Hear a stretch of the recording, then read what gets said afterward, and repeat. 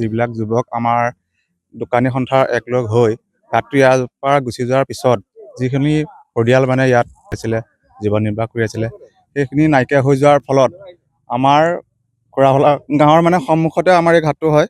ইয়াত মানে বিভিন্ন স্থলীৰ পৰা মানে পিকনিকৰ পাৰ্টি আহি আৱৰ্জনাৰে ইটো সিটো যিখিনি চাফা হয়, আমি সদায় দেখোঁহি আহি পুৱাই আহি সেই উপলক্ষে আমি মানে খোৰাহলা গাঁৱৰ সকলো যুৱকে মিলি মানে এইটো এটা প্ৰচেষ্টা ল'ম বুলি হাতত ভাবিলোঁ। বাঁহৰ দলংখনৰ মানে মেৰামতি কৰি এটা ছানছেটৰ ভিউ পইণ্ট এইটো একদম পূৰা মাজুলী একদম চবতকৈ এইটোৱে বহুত ধুনীয়া জেগা, ছানছেটৰ ভিউ পইণ্ট। এই জেগাটো আমি ক্লিন কৰি প্লাষ্টিক বৰ্জন কৰি কেনেকৈ নদীত একো নোপোৱাকৈ জেগাটো বহুত চাফাকৈ ৰাখি ছানছেটৰ মানে য'ত ত'ত ফটো মাৰিব পৰা এনে এটা আমি মানে আৱাস দিবহে বিচাৰিছোঁ। ইয়াত থাকিব, অপেন থাকিব আৰু পিকনিকৰ পাৰ্টি আহিলে আৱশ্যক হিচাপে ইয়াৰ পৰা পাৰ হৈ গৈ তাত খাব পাৰিব ধুনীয়াকৈ। সেইটো আমি ধুনীয়াকৈ পৰিপাটিকৈ সজাই ৰাখিম বুলি ভাবিছোঁ। সম্পূৰ্ণ বৰ্তমান হৈ উঠা নাই বাৰু। ধৰি দোকান আমাৰ বন্ধ হৈ আছে, 20-25খন দোকান বন্ধ হৈ আছে, তথাপিতো আমি ভাগি পৰা নাই বাৰু। প্ৰকৃতিৰ নিয়ম আৰু মানে এইবাৰহে এনেকুৱা দেখিছোঁ যে মানে পানী শুকায়, কিন্তু এইবছৰ মানে বেছি শুকাইছে। মানে আন কি বছৰতকৈ মানে পানী শুকালেও মানে বেলেগ জেগালৈ স্থানান্তৰ কৰে, কিন্তু এইবছৰ মানে বহুত পানী শুকাইছে। মানে ব্ৰহ্মপুত্ৰৰ তলি আমি নেদেখোঁ, কিন্তু এইবাৰ দেখিবলৈ পাইছোঁ। মানে আমাৰ আজু ককাহঁতৰ দিনৰ পৰা মানে এনেকুৱা মানে পৰিস্থিতি হোৱা নাই, এইবছৰহে হৈছে এনেকুৱা।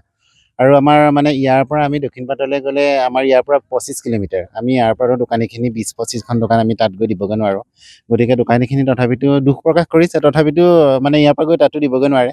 গতিকে সকলো দোকানেই একত্ৰিত হৈ আৰু যুৱকসকলেও একত্ৰিত হৈ পেলাই ইয়াতে বাঁহৰ দলংখন নিৰ্মাণ কৰিছে। কৰি পেলাই ইয়াতে মানে বালিত পিকনিকৰ কাৰণে মানে পিকনিক প্লেচ এটা বনাইছে। তাতে মানে অসমৰ বিভিন্ন প্ৰান্তৰ পৰা আহি পেলাই তাতে পিকনিক খাব পাৰিব। আৰু আমাৰ দোকান বজাৰখিনিও এতিয়া নতুনকৈ বনাইছে। তেখেতলোকো মানে যুৱকসকলে এইটোৱে ভাবিছে মানে ইয়াতে পিকনিক প্লেচো হওক আৰু দোকানীবিলাকো মানে চলক, এইটো ভাবিয়ে বনাইছে মানে।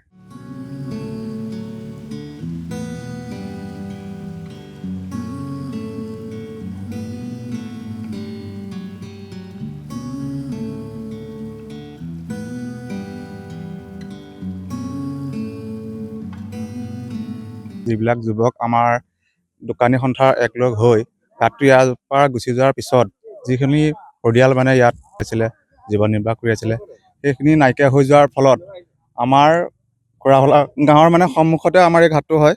ইয়াত মানে বিভিন্ন স্থলীৰ পৰা মানে পিকনিকৰ পাৰ্টি আহি আৱৰ্জনাৰে ইটো সিটো যিখিনি চাফা হয়, আমি সদায় দেখোঁহি আহি পুৱাই আহি সেই উপলক্ষে আমি মানে খোৰাহলা গাঁৱৰ সকলো যুৱকে মিলি মানে এইটো এটা প্ৰচেষ্টা ল'ম বুলি হাতত ভাবিলোঁ। বাঁহৰ দলংখনৰ মানে মেৰামতি কৰি এটা ছানছেটৰ ভিউ পইণ্ট এইটো একদম পূৰা মাজুলী একদম চবতকৈ এইটোৱে বহুত ধুনীয়া জেগা, ছানছেটৰ ভিউ পইণ্ট। এই জেগাটো আমি ক্লিন কৰি প্লাষ্টিক বৰ্জন কৰি কেনেকৈ নদীত একো নোপোৱাকৈ জেগাটো বহুত চাফাকৈ ৰাখি ছানছেটৰ মানে য'ত ত'ত ফটো মাৰিব পৰা এনে এটা আমি মানে আৱাস দিবহে বিচাৰিছোঁ। ইয়াত থাকিব, অপেন থাকিব আৰু পিকনিকৰ পাৰ্টি আহিলে আৱশ্যক হিচাপে ইয়াৰ পৰা পাৰ হৈ গৈ তাত খাব পাৰিব ধুনীয়াকৈ। সেইটো আমি ধুনীয়াকৈ পৰিপাটিকৈ সজাই ৰাখিম বুলি ভাবিছোঁ। সম্পূৰ্ণ বৰ্তমান হৈ উঠা নাই বাৰু। ধৰি দোকান আমাৰ বন্ধ হৈ আছে, 20-25খন দোকান বন্ধ হৈ আছে, তথাপিতো আমি ভাগি পৰা নাই বাৰু। প্ৰকৃতিৰ নিয়ম আৰু মানে এইবাৰহে এনেকুৱা দেখিছোঁ যে মানে পানী শুকায়, কিন্তু এইবছৰ মানে বেছি শুকাইছে। মানে আন কি বছৰতকৈ মানে পানী শুকালেও মানে বেলেগ জেগালৈ স্থানান্তৰ কৰে, কিন্তু এইবছৰ মানে বহুত পানী শুকাইছে। মানে ব্ৰহ্মপুত্ৰৰ তলি আমি নেদেখোঁ, কিন্তু এইবাৰ দেখিবলৈ পাইছোঁ। মানে আমাৰ আজু ককাহঁতৰ দিনৰ পৰা মানে এনেকুৱা মানে পৰিস্থিতি হোৱা নাই, এইবছৰহে হৈছে এনেকুৱা। আৰু আমাৰ মানে ইয়াৰ পৰা আমি দক্ষিণপাটলৈ গ'লে আমাৰ ইয়াৰ পৰা 25 কিলোমিটাৰ। আমি ইয়াৰ পৰা দোকানীখিনি 20-25খন দোকান আমি তাত গৈ দিবগৈ নোৱাৰোঁ।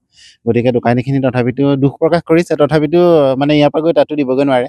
গতিকে সকলো দোকানেই একত্ৰিত হৈ আৰু যুৱকসকলেও একত্ৰিত হৈ পেলাই ইয়াতে বাঁহৰ দলংখন নিৰ্মাণ কৰিছে।